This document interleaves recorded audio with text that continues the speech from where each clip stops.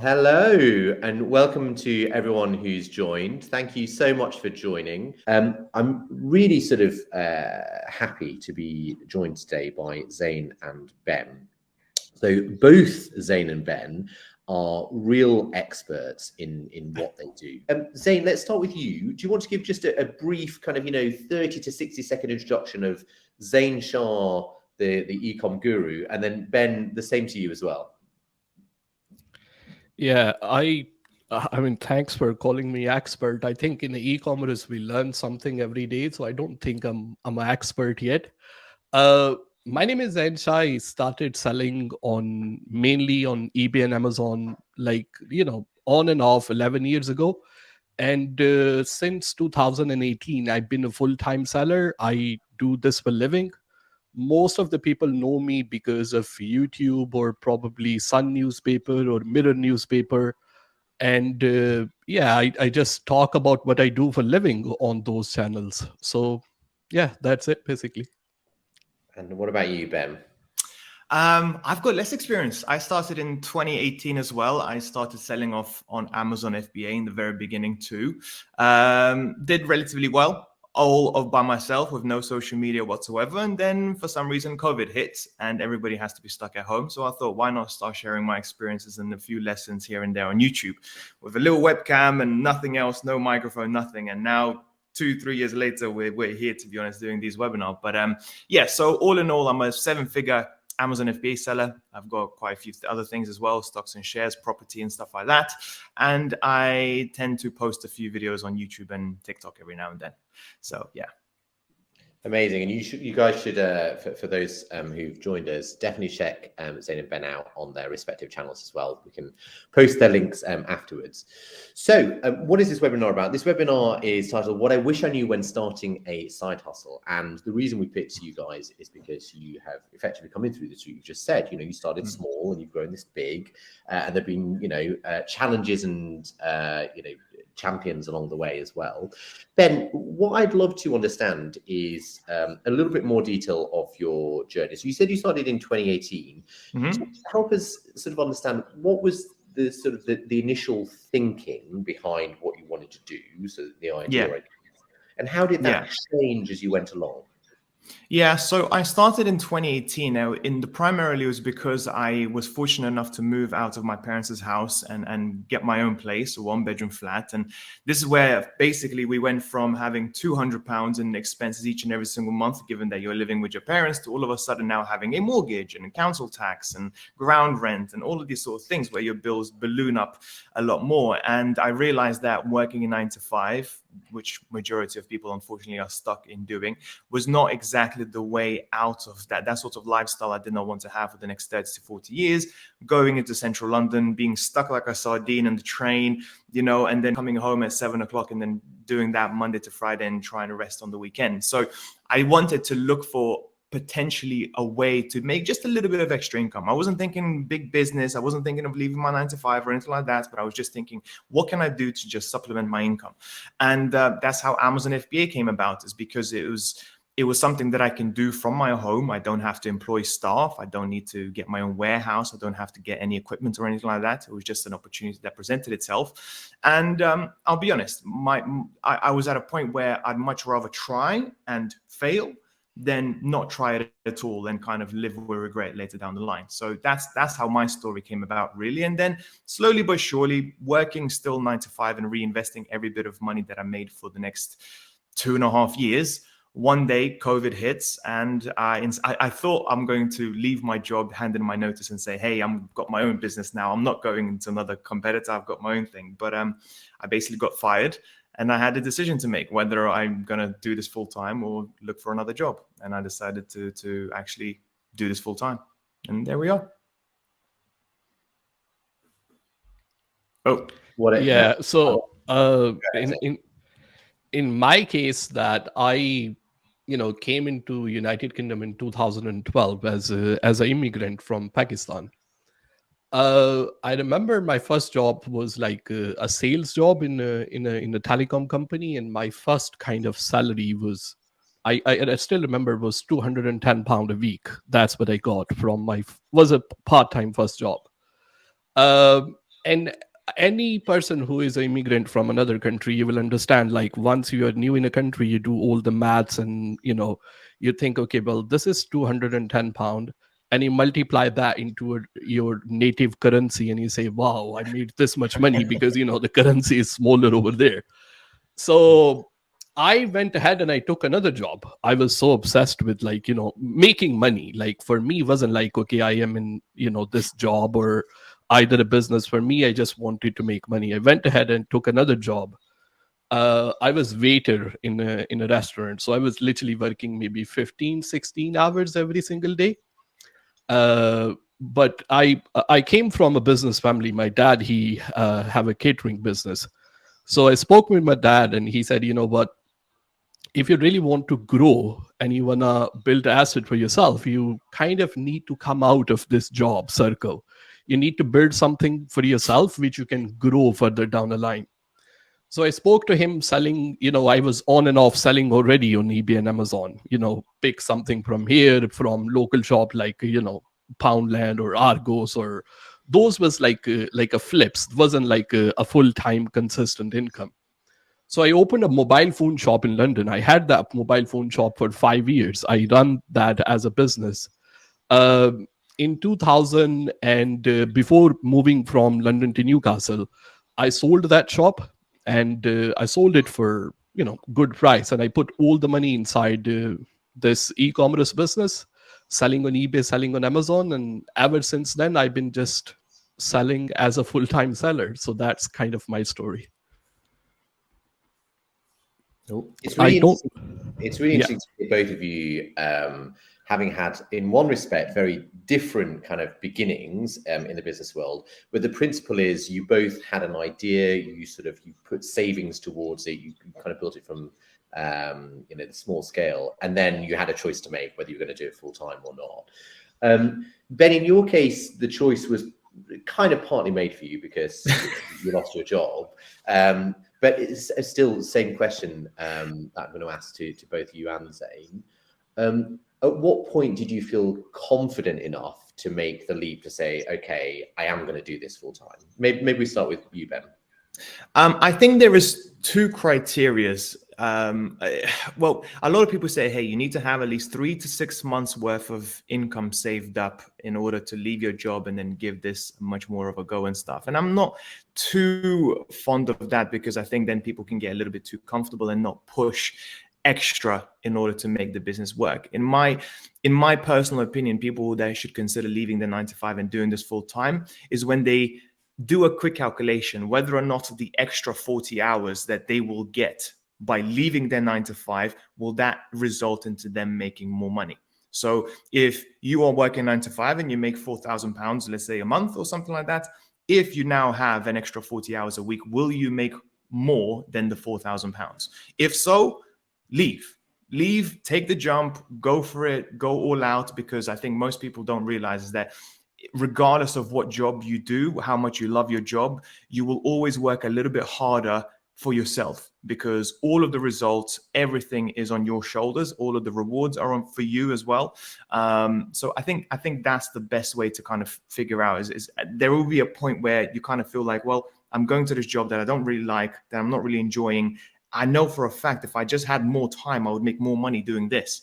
And when that happens, when that thought comes in, like, right, okay, notice period, here it comes. Zain? Yeah, for me, this decision was really hard, because at that time I was a dad as well, so I had a lot of financial responsibility. I was running mobile phone shop, was really a successful physical business on a high street. Was living in a rental house inside London, so my wife was always like, if we are raising this child now, we should have our own house. He gonna have a memories inside his house, so all that kind of stuff as well. At the same time, luckily, a very well known they are very known brand on a high street, they are into mobile phone shops and gaming and those kind of stuff as well. They was interested in a shop which I had. They wanted to open a franchise there, so they offered me good amount of money, was a 6 figures. I thought, I am already selling on a side. I am selling on eBay and Amazon. I still waited like 5 to 6 months just to kind of see if I am making enough money to support myself. After 5 to 6 months, I took the money, I sold the business. With that money, I put some of that to scale my online business, and rest of the money to just pay off for my house.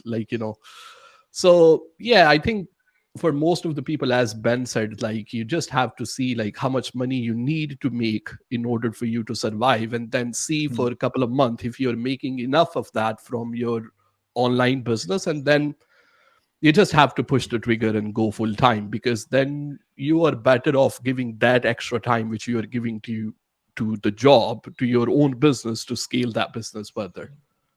And Zain, you decided to do this for all the reasons that you said, but when did you realize that actually Amazon as a platform, and specifically FBA, was the right platform for you? And how did you decide what you were going to start with selling? And then Ben, I'd love to hear the same from you as well. So that's before, when I was doing like side hustle day to day, I knew many people locally. They had a mobile phone shop, and those people had no idea like how to buy the stuff from Alibaba directly from China. So they will always go to these local warehouse, buy the stuff from there. So my deal with them was like, okay, well, I will buy directly for you from China, and I will give you these prices.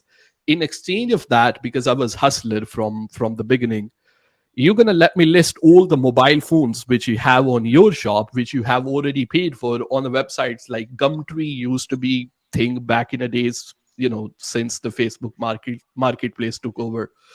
So I used to like kind of ordered mobile phone accessories for them. So only thing which I knew like how much it's going to cost me to buy from China was mobile phone and accessories. So one day, like a shopkeeper, he asked me like, I am seeing the trend for these headphones, which they have like a zip in the middle. What if you can source these products for me from China? And I thought to myself, well, if he's buying these items and he is willing to put his money into this item, I already sell like on and off on eBay and Amazon. I'm gonna buy some of these for myself. And like, I had no investment, so the only money I was able to put into that one, trust me, I'm not making this up, I only purchased like 35 pound worth of headphone from him. Was just 20 headphone in that's the only money I put, because I was I was working, hustling there. I had no savings whatsoever. So when I listed those headphones, I sold each one of them for 9.99 each. And I was like, wow.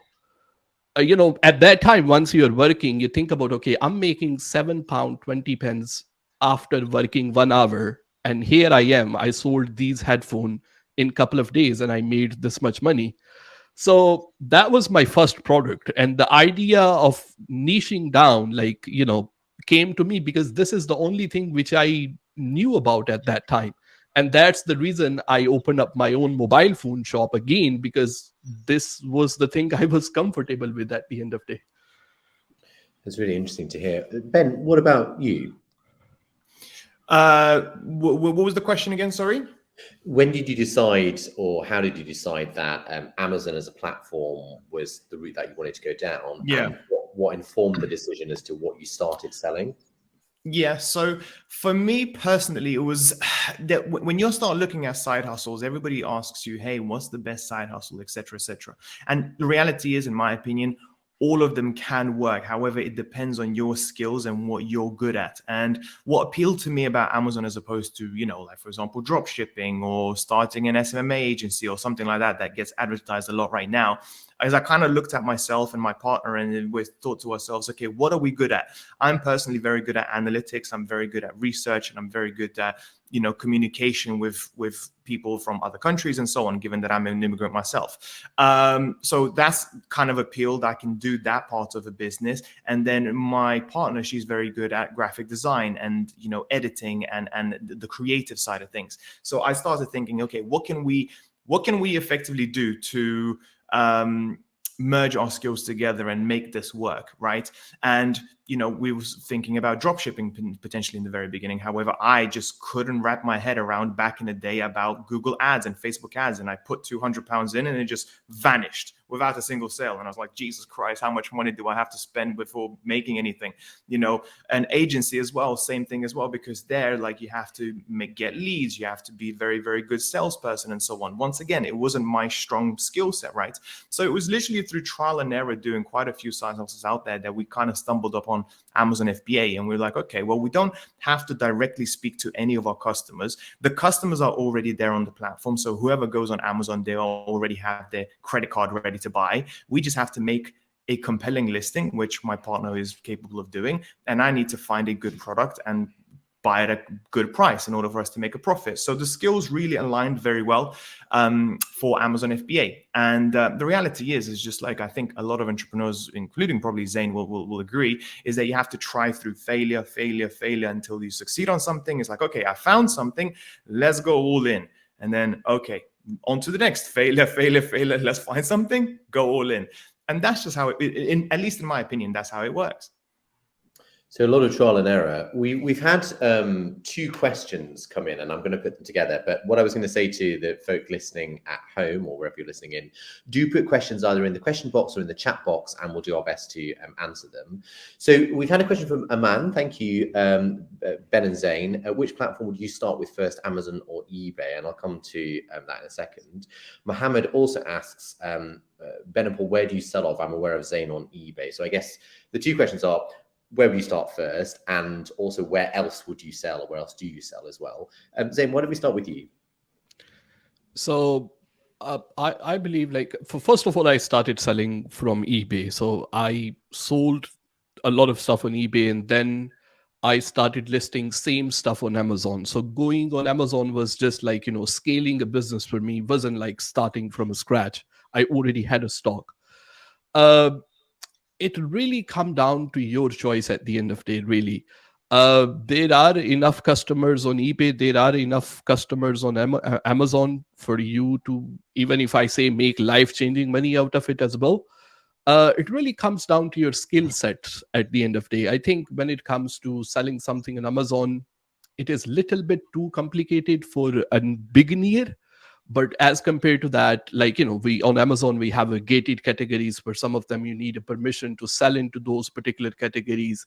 You need to know how to run your PPC, how you're going to really optimize your campaigns at the same time as well. eBay platform is little bit simple, but fundamental thing is also, it is always going to be how you're going to do your product research and how you're going to negotiate your prices with the suppliers in China or wherever.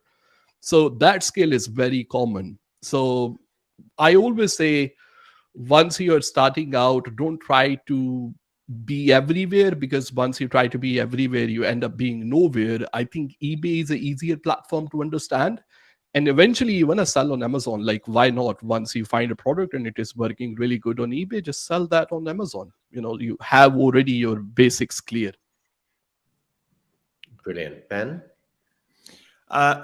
I am exactly the opposite. I sell mostly on Amazon. And for me personally, I sell mostly on Amazon, and whatever products I get refunded that are still, very good, just used packaging or whatever, then I will sell those products off on eBay, because I don't just want to get rid of them for nothing. For me personally, I've tried both platforms, and I found that eBay is far more geared towards customers that are really looking for the best possible deal. They're looking for the best price ever. Whereas Amazon customers are now looking more for the customer experience. They want the next day delivery, and they care far more about the product quality. So because I'm looking for products that are differentiating from the competition, that are better, that stand out, and not necessarily the cheapest, for me, Amazon works better. And hence that, because of that, we make, I don't know, tenfold the amount of sales on Amazon as opposed to eBay. But that's not to say that eBay doesn't work. It's just, for my personal product research criteria, Amazon works better than eBay. If I was a Chinese supplier who can bash down everybody else on prices, I'd probably go on eBay, because I know I can undercut everybody and still make a profit. It's just not for me. That's really interesting. So I guess the short version of the answer is it honestly depends on what you're selling and what you want the customer experience to be. There is Yeah, a just to add something there, I actually make more money off Amazon as compared to eBay, but I still recommend eBay because I believe it is more beginner kind of friendly as compared Mm. to Amazon. But at the end of the day, if you can learn Amazon, like, why not just start from Amazon? Correct me if I'm wrong here, but in my opinion, if you learn one platform, it's just very easy and easy to transfer the skills onto eBay, TikTok Yeah, Shop, Google, Facebook Marketplace, and so on. I believe once you have the skills, it's 2 days of work and you can start selling anywhere else. sure. Yeah. And the thing that I'm personally interested in is picking up on something you both said. How do you go about researching your product? We've had two questions on this. Hassan sort of asks the question that I've just asked: what research tactics do you use to source a potential product? And EA, how do you know which vendors to trust when buying wholesale, especially sites like Alibaba? Love both of your perspectives. Zain, why don't we take you first? So let me start with the question of Alibaba. Obviously, one thing you have to understand, like, I mean, I've been buying from Alibaba from past almost like, a decade now. I never been scammed off Alibaba. Like, sometime people will say like, okay, they will show you something different and they will send you something different. In order for you to be a seller on Alibaba have a verification process in a place. So you do need to be verified with Alibaba. Second thing, there are always many things you can do. Like look at how many years that seller is been on Alibaba platform. It will actually show them. It will show you publicly. So I will prefer to deal with somebody who been selling for minimum, let's say three years, 3 years plus. Also at the same time, you can see how many transactions they have done as well. So if they are selling, on a regular basis, then it means they are reliable. You can also see their feedback at the same time. Like Alibaba do have a star system. You can see how reliable they are. The other thing, the question coming back to, once you need to do your product research, a lot of people ask me, like, in the beginning, do I need to stick to some kind of category? Like, my personal choice is, for the long term, it's a better idea because you're going to be dealing with the same kind of suppliers. But in the beginning, you don't have to spend a lot of time thinking about, okay, well, I'm going to need to stick to this particular category. Any product, you can make some money off it. Just start with that. Product research, at the end of the day, it's science and math. Like, I can do another like probably 5-6 hour session just on a product research. But at the end of the day, there are tools out there for Amazon, for eBay. For Amazon, for example, Helium 10 is a great tool. A Jungle Scout is a great tool for Amazon. You're going to have to learn how to use those tools, and you're going to have to get better at understanding the analytics as well. The thing which I always say, when I started back in 2012, we didn't had these fancy things. So we couldn't really see what worked in the past and take the lesson from there. Now we have a lot of data, like a lot of free videos, the channel like, Ben and me, or many other channels as well. There are a lot of tools. The decision making process is a lot easier. I'm not going to say you can eliminate all the risk, but you can minimize a lot of risk nowadays as well.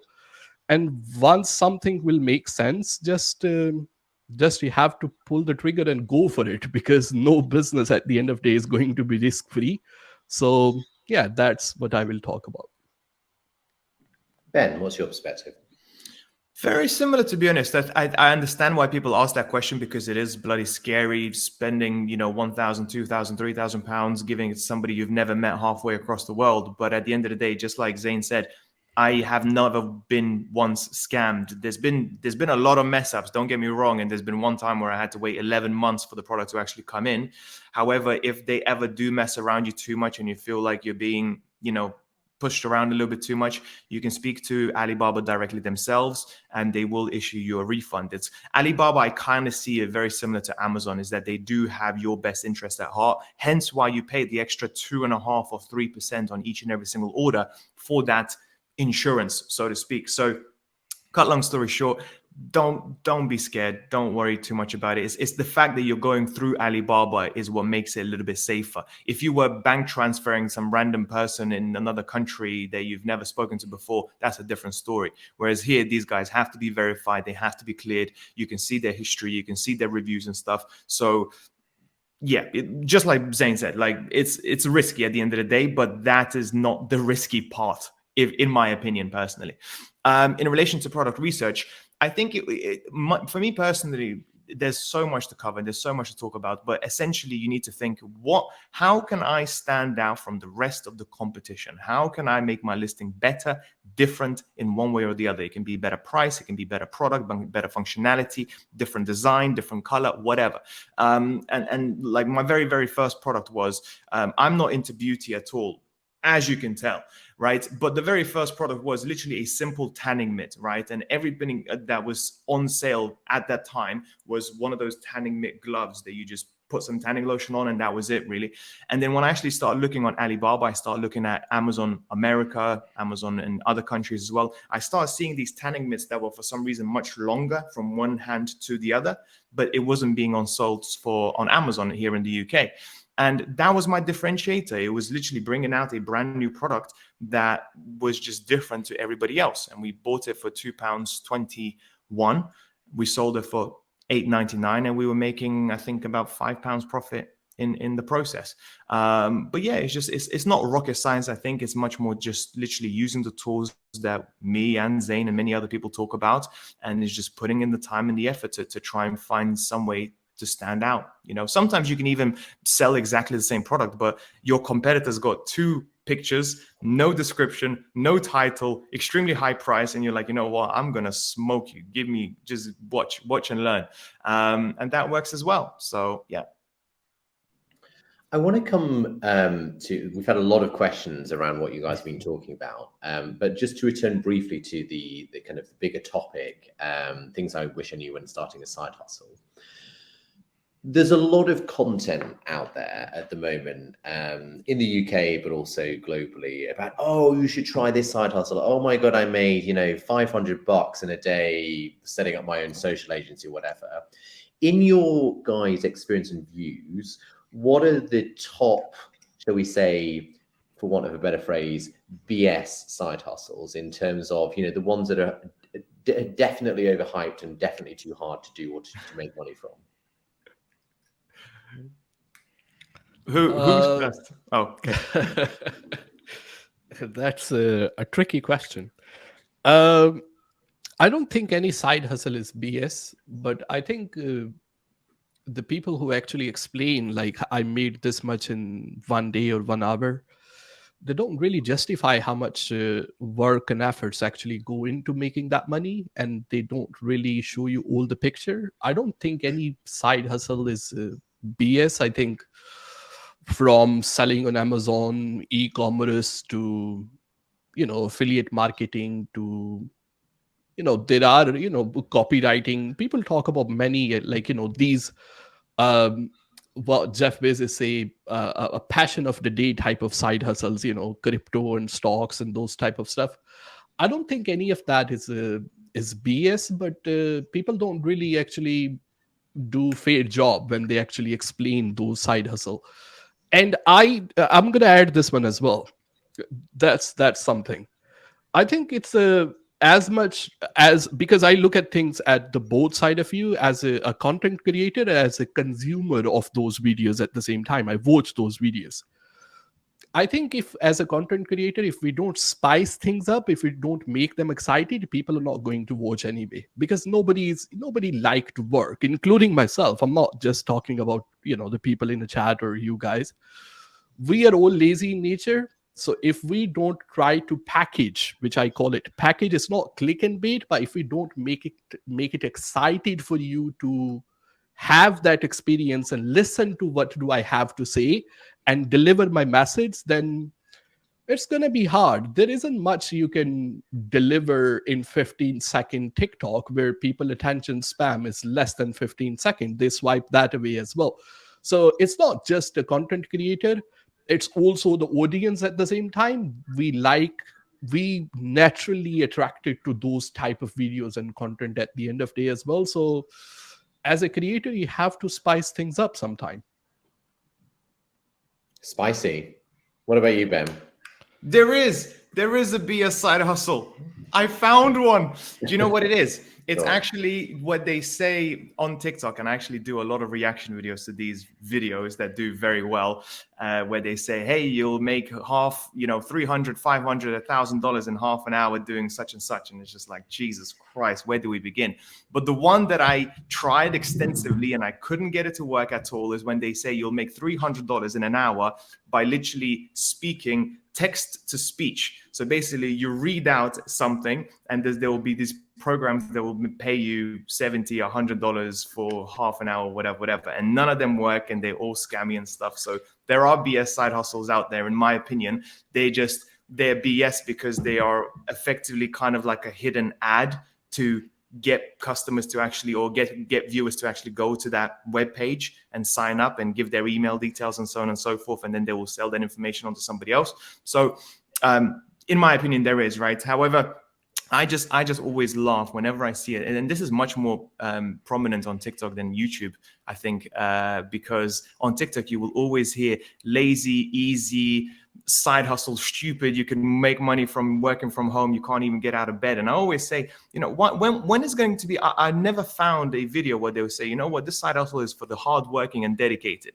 These ones don't do so well for some odd reason, right? And but yeah, so there is, put it this way, most of the side hustles that they do speak about, there is potential out there and you can make money from them. They are just nowhere near as easy as they make it out to be. Like SMMA, for example, is probably the side hustle of the year last year that everybody was talking about. And they make it out like, oh, high profit margin business. You can get started very easily, very quickly. You'll start making money straight away. However, when I ask questions like, okay, do you know how to get leads? Do you know how to follow up on those leads? Do you know how to convert? Do you know how to actual social media actually works? Most people go, I have to speak to people, so they make it out like it's very, very easy, but it's not, and I always say every single side hustle, most of them at least, can work, but you're going to put in a lot of time and a lot of effort, and you won't be making thousands of pounds straight away, especially when you're just starting out with zero. And what's really interesting is that the discussion that we just had is playing out in the chat box as well. I think a lot of folks, Stephen, Aman, Alexander, are sort of reflecting on their experience with trying out different things with high promises, and it not sort of quite materializing. Yeah. Coming back to some of the more, I guess, technical and tactical considerations when it comes to what both of you guys do, e-commerce, for want of a better phrase. There's a couple of questions, and I'm just going to try and bolt them together so we can have time to answer them. Elliot, I think, Elliot Blakeway asks the $1 million question, which is, everything I find seems to be selling in big numbers on Amazon or eBay. After fees, it literally feels like pence in profit. I can't seem to find a niche that isn't already being exploited. Any tips? So I guess the question there, without sort of explaining back what Elliot's just asked, really is around how you do find your niche and how you test that. So why don't we sort of ask it in that way? How do you find your niche and how do you test that? Let's start with you, Ben. So I find the niche, so I kind of start looking a little bit more at the macro to begin with. I take my way outside of Amazon first and foremost, and I think, okay, what's happening right now? During COVID, people are stuck at home. What are they going to use? Well, they can't go to the gym. Maybe I should look into fitness products. Then after COVID, what is everybody going to want to do? They're going to want to travel. They're going to leave the country. They want to go on holidays because they've been stuck indoors for so long. So maybe going to travel niches would be quite good. There's also seasonal products like summer, for example, where in summer, most people tend to stay outside, go to the park, play sports, play games. So maybe sports toys and games would be pretty good. Christmas toys and games, obviously, again. So you kind of, before you even delve into product research, you just kind of have to use a little bit of common sense as to you think, okay, where is the tide going? What are people more interested in? What are people looking at that I can potentially look into now that I can kind of forecast in the next 3-4 months? That's the very beginning. The secondly is that, there will be a lot of products that you will find that there's very little profit to be made.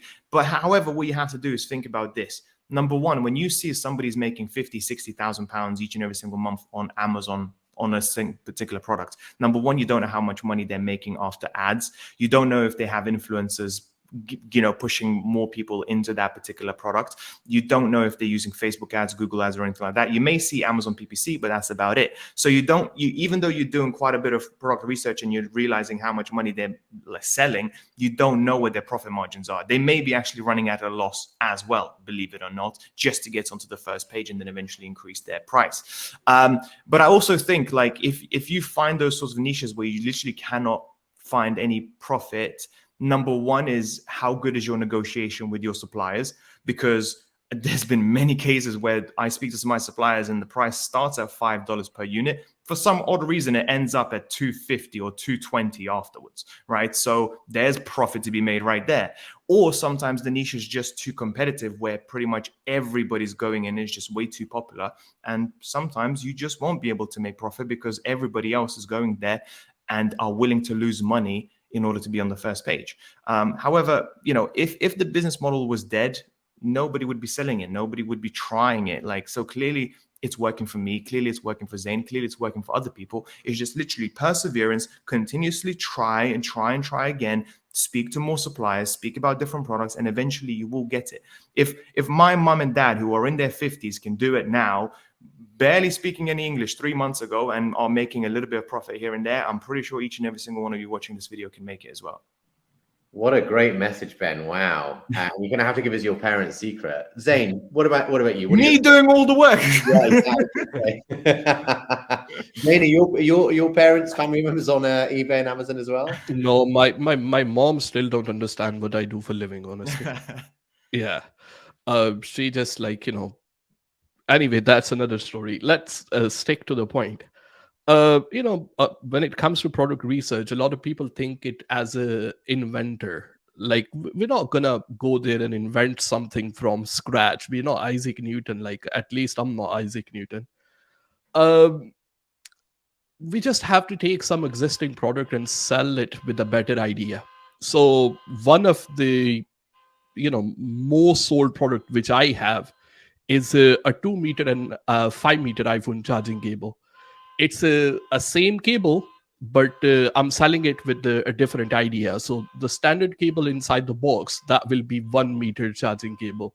But a lot of people, they don't have the luxury of having the socket right next to their bed. So they need a longer cable to charge their phone at night time so they can watch TikTok on a bed at night. So, you just have to see, if I pick this product, what will be my unique selling point about that one? So I normally go, once I look at the product, I don't just look at the price. You just have to look at the listing of the existing seller as well.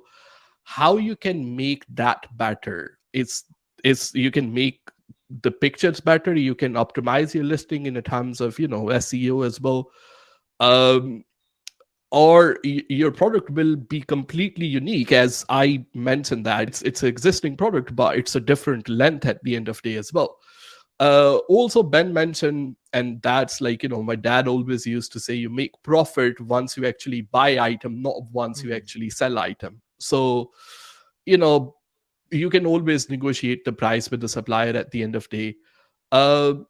Sometime, you're not going to find a product which you are the only one going to be selling, because that's not going to happen. Come on. I mean, seriously, if you're going to wait for that day, you're going to have to invent something which never existed before, and that's not going to happen.